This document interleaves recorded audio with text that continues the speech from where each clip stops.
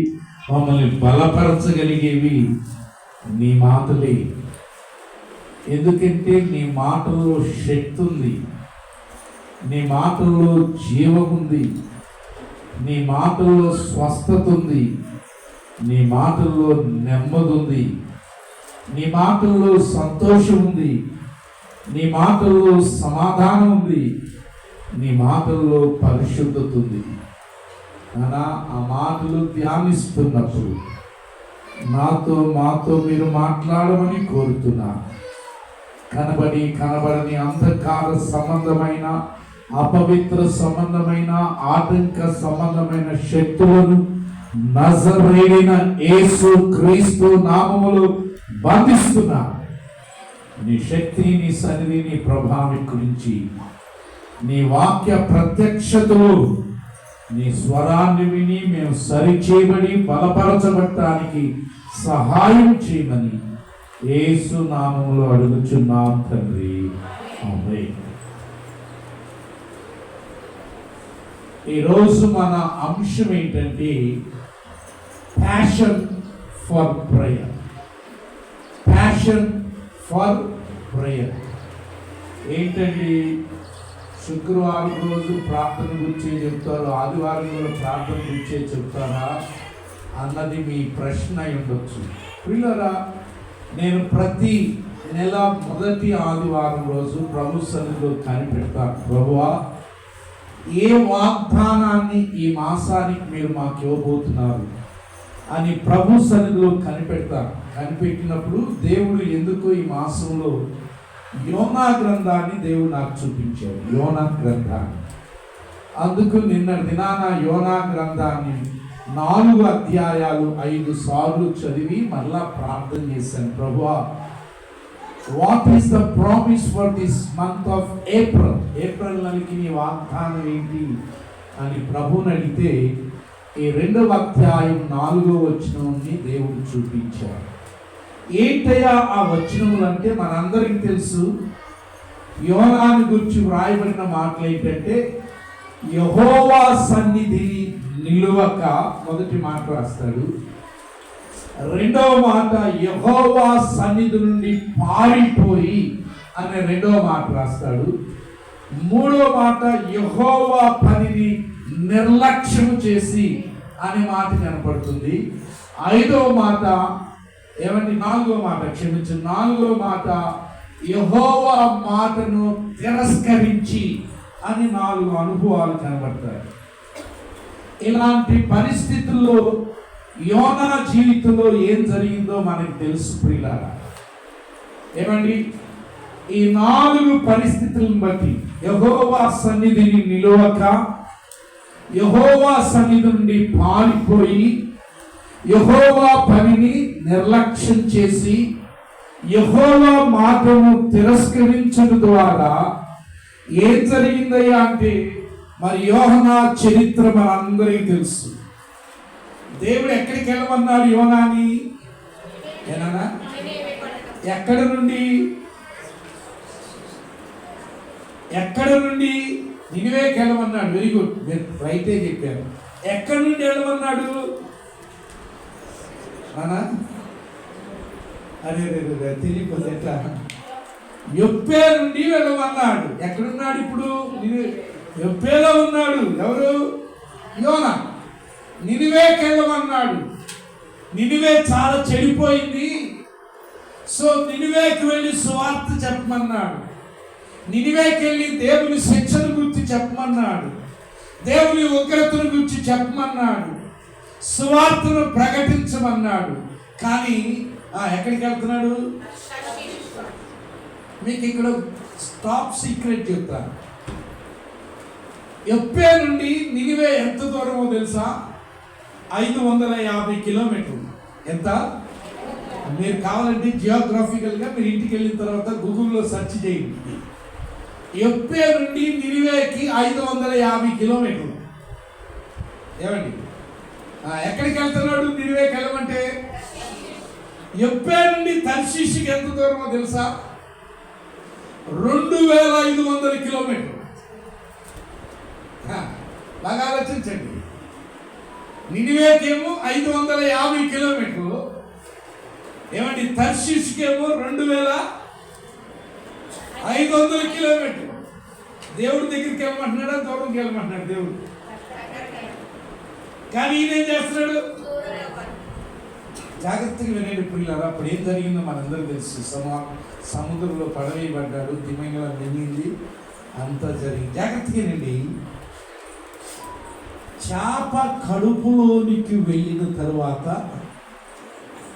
ఏమండి అప్పుడు అర్థమైంది అన్నారు. అందుకని ఇప్పుడు 4వ వచనం చూద్దాం, మనకు అర్థం. వెలివేయబడినను జాగ్రత్తగా వినండి. ఈ మాసంలో నేను మీకు దేవుని వాగ్దానాన్ని జ్ఞాపకం చేస్తున్నాను. నేను వెలివేయబడినను, I am looking unto the holy sanctuary. నీ పరిశుద్ధ ఆలయము తట్టు నేను చూస్తున్నాను. నేను వెలివేయబడినను, నీ పరిశుద్ధ ఆలయము తట్టు చూచుచున్నాను. పిల్లరా, ఈ ఏప్రిల్ మాసము దీవెనకరమైన మాసంగా ఉండాలంటే, ఈ ఏప్రిల్ మాసము మేలుకరమైన మాసంగా ఉండాలంటే, ఈ ఏప్రిల్ మాసంలో ఎదురయ్యే ప్రతి చెడును కీడును జయించువారమై ఉండాలంటే, ఈ ఏప్రిల్ మాసంలో ఎదురయ్యే ప్రతి శోధనను దురాత్మ శక్తులను నీవు ఎదిరించువారమై ఉండాలంటే, ఈ మాసం నువ్వు ఏం నేర్చుకోవాలి తెలుసా? దేవుని తట్టు చూడటం నేర్చుకోవాలి. దాన్ని నేను ఇలా అన్నాను, passion for prayer. Passion for prayer అంటే ప్రార్థించుటకు నీవు ఆసక్తి గలవాడవై ఉండాలి. ఎందుకంటే అన్నిట్లో ఆసక్తి ఉంటుంది. ఎక్కడ ఆసక్తి ఉంటుందో తెలుసా? పాటలు పాడటానికి ఆసక్తి చూపిస్తారు, ఏమండి బైబిల్ చదవటానికి ఆసక్తి చూపిస్తారు. 1 గంట మోకరించుకుని ప్రార్థన చేద్దామంటే అక్కడ మాత్రం సన్నగిలిపోతారు కదండి. ఇంకా మీరు అనుకోనంటే నేను ఇంకొంత వివరణ ఇస్తాను. ఆదివారపు ఆరాధనకి చాలా మంది వస్తారు. ఏదైనా యానివర్సరీ సెలబ్రేషన్ జరుగుతుంటే చాలా మంది వస్తారు. ప్రత్యేకమైన కూడికలు జరుగుతుంటే చాలా మంది వస్తారు. అదే మందిరంలో ఉపవాస ప్రార్థన పెడితే ఎంతమంది వస్తారు చెప్పండి? అందుకని ఈరోజు చాలా జాగ్రత్తగా విందాం. యోనా దేవుని సన్నిధిలో నుండి వెలివేయబడిన తరువాత, యోనా సముద్రంలో పడవేయబడిన తరువాత, యోనా మత్స్యపు కడుపులో చేరిన తరువాత యోనా నేర్చుకున్న విద్య ఏంటో తెలుసా? ప్రార్థన చేయటం. ఏం నేర్చుకున్నాడు? మీరు ఈ యోనా గ్రంథంలో ఉన్న విచిత్రం ఏంటో తెలుసా? నేను ఈ యోనా గ్రంథానికి ఒక పేరు పెట్టాను. ఏమని పేరు పెట్టంటే, it is the book of prayer.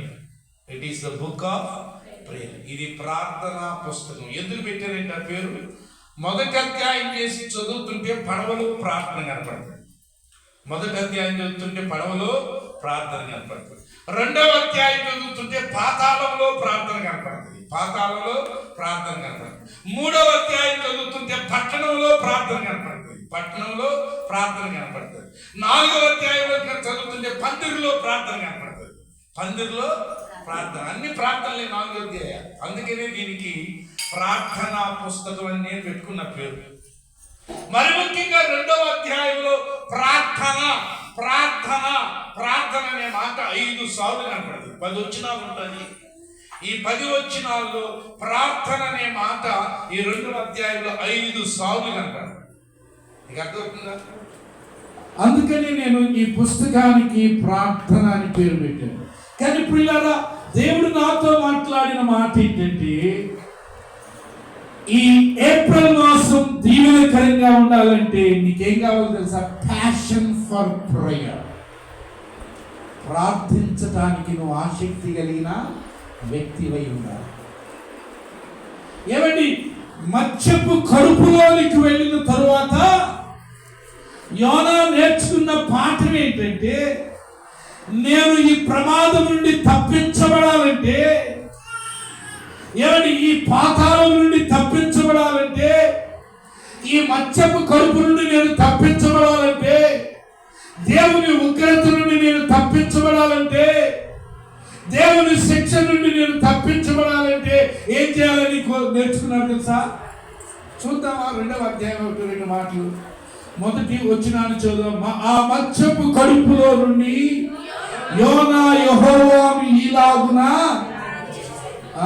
నేను ఉపద్రవములో నుండి యెహోవాకు, పాతాళ గర్భములో నుండి నేను కేకలు వేయగా. అన్ని ప్రార్థనలే. అందుకనే 9వ వచనం ఏమంటాడు చూడండి, యెహోవా యొద్దనే రక్షణ దొరుకునని. అంత ప్రార్థనే. ప్రియ దేవుని బిడ్డ, విశ్వాసి, పాటలు పాడటం సంతోషం. అయితే ఈరోజు నేను మీకు జ్ఞాపకం చేస్తుంది, ఈ ఏప్రిల్ మాసంలో నీ కుటుంబానికి క్షేమస్థితి కలగాలంటే, నీ వెంట దేవుని కృపాక్షేమాలు ఉండాలంటే, you should have a passion for prayer. ప్రార్థించడానికి నీవు ఆసక్తిని, అంటే ప్రార్థన కోరికుండాలి. ప్రార్థన కోరికుండాలి. నేను ప్రార్థన చేయకుండా మంచం ఎక్కకూడదు. నేను ప్రార్థన చేయకుండా నా కాలకృత్యాలు ప్రారంభించకూడదు. నేను ప్రార్థన చేయకుండా నా బ్రేక్ఫాస్ట్ తినకూడదు. నేను ప్రార్థన చేయకుండా నా బెడ్ కాఫీ తాగకూడదు. నేను ప్రార్థన చేయకుండా నా మధ్యాహ్న కాలపు భోజనం తినకూడదు. నేను ప్రార్థన చేయకుండా నేను ఆఫీస్కి వెళ్ళకూడదు. నేను ప్రార్థన చేయకుండా నా వ్యాపారం చేయకూడదు. నేను ప్రార్థన చేయకుండా నా ప్రయాణం చేయకూడదు. నేను ప్రార్థన చేయకుండా ఈ రాత్రి భోజనం తినకూడదు. నేను ప్రార్థన చేయకుండా నిద్ర పోకూడదు అనే కోరిక మీలో ఉంటే, ఈ మాసం దేవుడు ఏమండి యోనాను రక్షించిన దానికంటే అధికముగా ఆయన నిన్ను రక్షిస్తాడు. అందుకని అంటాడు అక్కడ 4వ వచనం, మరలా చదవండి 4వ వచనం, నీ సన్నిధిలో నుండి.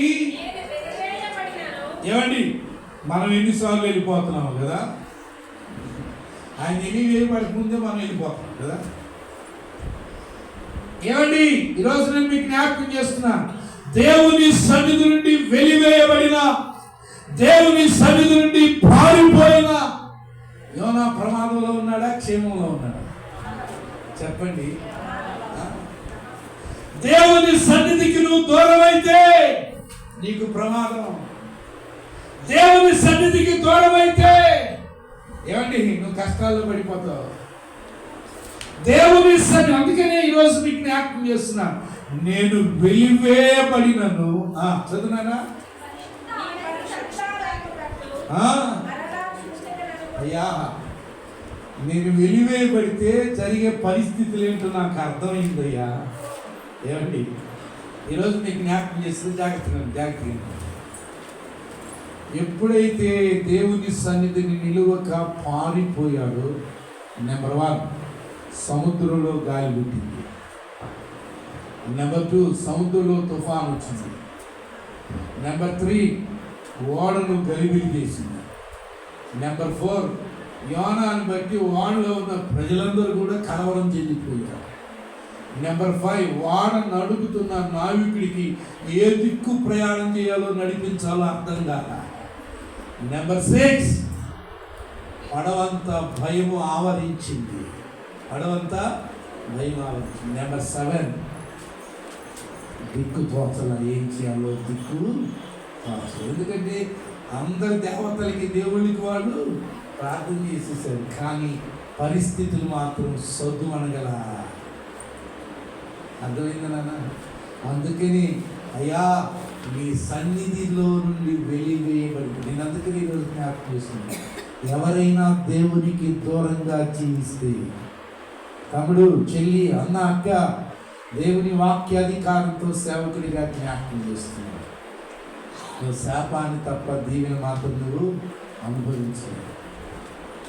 ఎందుకంటే నీ శాపం కొరకు పరలోకముండి ఆయన భూలోకానికి వచ్చి తను తాను తగ్గించుకుని రిక్తునిగా చేసుకుని శిలువ మరణము పొందినంతగా విధేయుడై నీ ప్రతి శాపాన్ని, నీ ప్రతి పాపాన్ని, ప్రతి దుష్టత్వాన్ని కొట్టివేయటానికి తన ప్రాణాన్నే బలిచ్చాడు నీ కొరకు. అంటే దాని అర్థం ఏంటో తెలుసా? ఒక మాట చదివేదా? అపోస్తలుల కార్యములు 3వ అధ్యాయం 26 వచనం చూద్దామా? ఏంటంట? ఎవరైనా యేసుక్రీస్తు ప్రభు. దేవుని నామానికి మహిమ కలుగును గాక.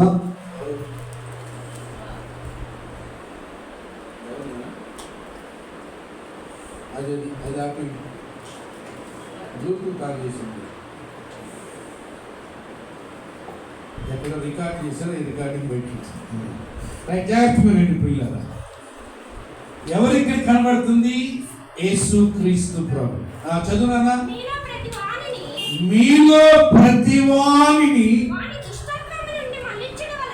ఏమని అర్థమవుతుంది? నెంబర్ 1, ఆయన ఎందుకు పుట్టాడంటే ఈ లోకంలో ప్రతి వానిని దుష్టత్వం నుండి మళ్లించడానికి. చదువునా? ఏంటంట? అర్థమైందా పిల్లలు? యేసుక్రీస్తు ప్రభు ఈ భూమి మీదకి ఎందుకు వచ్చాడట? ప్రతి వానిని దుష్టత్వం నుండి మళ్లించడానికి. నెంబర్ 2, యేసుక్రీస్తు ప్రభు ఈ భూమి మీదకి ఎందుకు వచ్చాడట? ప్రతి వానిని ఆశీర్వదించడానికి. హల్లెలూయా. అయితే పిల్లారా, ఎక్కడ దొరికిద్దయ్యా ఈ ఆశీర్వాదం అంటే యోనా చెప్తున్నాడు, నేను వెలివేయబడినను, నేను మీ పరిశుద్ధ ఆలయము తట్టు తిరుగుతున్నానయ్యా, ప్రార్థన చేస్తున్నాను.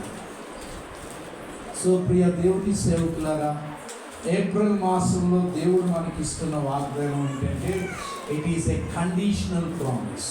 ఏం ప్రామిస్ ఇది? కండిషనల్. ఏంటి కండిషను? నువ్వు ప్రార్థన చేస్తేనే నీకు దీవెన. ఏంటంటున్నానా? అన్ని చేస్తాం కానీ నీదేం ప్రార్థన కదా. మన దినచర్యలో మర్చిపోయేది ఏదన్నా ఉందంటే ప్రార్థన. ఇడ్లీ తింటాం మర్చిపోము, బెడ్ కాఫీ తాగటం మర్చిపోము, మధ్యాహ్నం అన్నం మర్చిపోతారా? మర్చిపోయేది ఏంటంటే అబ్బా పడుకునేది ఎప్పుడు గుర్తొస్తుంది. అయ్యో ఫాస్ట్ గారు మన వాకింగ్ చెప్తే రోజు గంట ప్రార్థన చేయాలనుకున్నా, మర్చిపోయినా అబ్బా అని అప్పుడు వస్తుంది. ఇప్పుడు పడుకున్నాం. మరిచిపోయేది ఏదన్నా ఉంటే ఏంటిది? కానీ ఈరోజు ప్రభు నీతో చెప్తున్న మాట, ప్యాషన్ ఫర్ ప్రేయర్. ప్రార్థించడానికి నువ్వు ఆసక్తిని చూపించు. ఆశ ఉండాలండి. ఆదివారం అయితే చేపలు తినాలని, చికెన్ తినాలని, రొయ్యలు తినాలని ఆశ ఉండదో కదా. ఆదివారం అయితే నా ఆశ, సోమవారం నుండి శనివారం దాకా ఆ ఆశలు ఉండవు. 6 రోజులు తిరగరు. ఎక్కడికి? మార్కెట్కి తిరిగేదంతా ఆదివారం. ప్రభు తినరోజు. దేవుడి కంటే ముఖ్యం మనకి మాంసం కావాలి కదా. మీరేమని అనుకోండి, ఏంటో పాస్టర్ గారు ఇండైరెక్ట్ చెప్తున్నాను, మీరేమనుకున్నా నాకేం అర్థం. అంటే నేను తినకూడదని నేను అంటలా, మీరు తెచ్చుకోకూడదని నేను అంటలా. కానీ వాటికంటే ఆసక్తి దేని మీద ఉండాలిగా? ఏమండి, సముద్రంలో నింపివేయబడిన యోన, తిమింగలం చేత మింగివేయబడిన యోన క్షేమంగా ఉన్నాడా? చచ్చిపోయాడా? ఎన్ని రోజులు ఉన్నాడు కడుపులో? మీరు ఆలోచించండి. చేప నోట్లో పడిన తర్వాత బ్రతికిన మనిషి ఇంకెవరు ఉన్నారు ప్రపంచంలో? అది కూడా మామూలు చేప కాదండి, తిమింగలం. తిమింగలానికి నోటికి దొరికేమంటేగా ఎవరి సింహం కంటే ఘోరం అది. భూమి మీద సింహం గ్రేట్ అయితే నేలలో గ్రేట్ ఏంటో తెలుసా? తిమింగలం. కానీ 3 రోజులైనా కూడా యోనాని తినలా. ఎందుకని? అందుకని 2వ అధ్యాయం మొదలు వచ్చింది చదవండి. ఆ మత్స్యము కడుపులో నుండి ఏం చేస్తానంటే మత్స్య కడుపులో అదేగా. అంటే ఇప్పుడు చేప తను తినకుండా కాపాడింది ఏంటి? అదో మత్స్యం కడుపులోకి వెళ్ళిన వెంటనే ఏం స్టార్ట్ చేశారట? ఏమండి, సింహాలు బోనులోకి వెళ్ళిన వెంటనే దానియేలు ఏం స్టార్ట్ చేశాడు? Prayer prayer prayer. శ్రీకాళసంలో ప్రియ దేవుని బిడ్డలారా, ఈ ఏప్రిల్ మాసంలో దేవుని వాగ్దానపు ప్రతి మాట మన కుటుంబాల్లో, వ్యక్తిగత జీవితాల్లో, మన వ్యాపారాల్లో, మన ఉద్యోగాల్లో నెరవేర్చబడాలంటే ఏం కావాలంటే ప్యాషన్ ఫర్ ప్రేయర్. ప్రార్థించడానికి ఆసక్తి చూపించాలి. ఆసక్తి, ఆ మాట గుర్తుంచుకోండి. ఇంకా ఇంగ్లీష్లో ప్యాషన్ అంటే కోరిక అని అర్థం. ఏంటి? ఏం కోరిక ఉండాలంటే ఈ ఏప్రిల్ మాసంలో పట్టు చీర కొనుక్కుందామని కోరిక ఉండకూడదట. ఏం కోరిక ఉండాలట? ప్రార్థన చేయాలని కోరిక ఉండాలి. అదవుతుందా?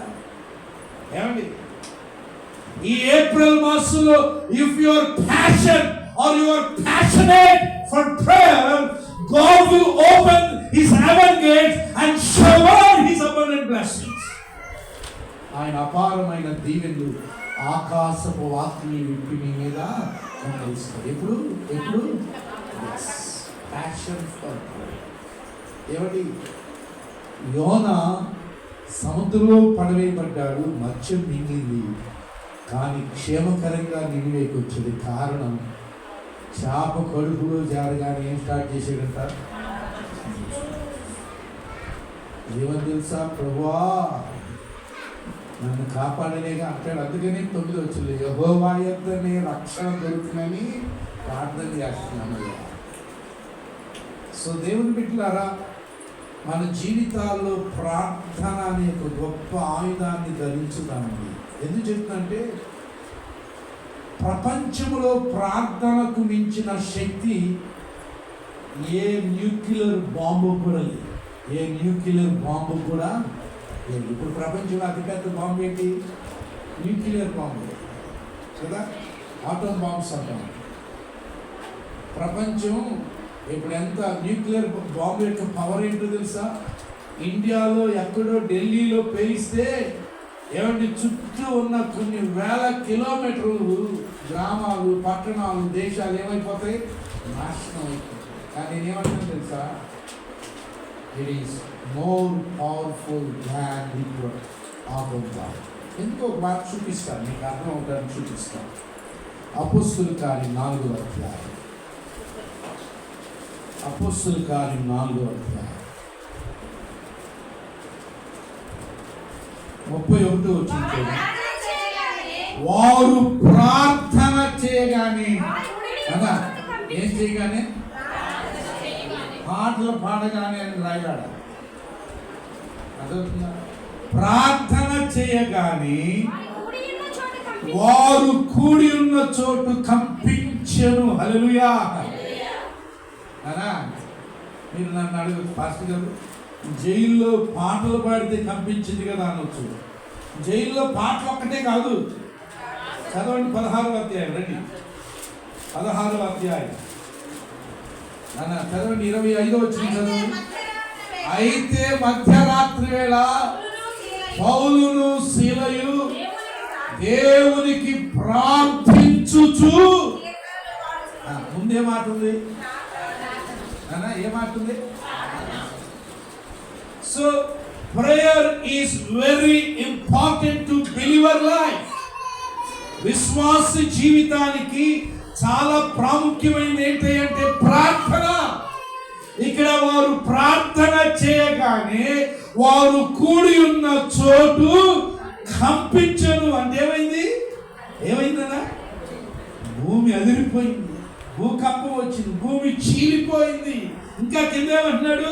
వారు పరిశుద్ధాత్మతో ఎప్పుడు ఎప్పుడు ప్రార్థన ప్రార్థన చేయండి. పరిశుద్ధాత్మ శక్తి మిమ్మల్ని కమ్ముకోవాలంటే ఏం చేయాలి మీరు? నీకు హోలీ స్పిరిట్ అనాయింట్మెంట్ కావాలంటే ఏం చేయాలి తెలుసా? చాలా మంది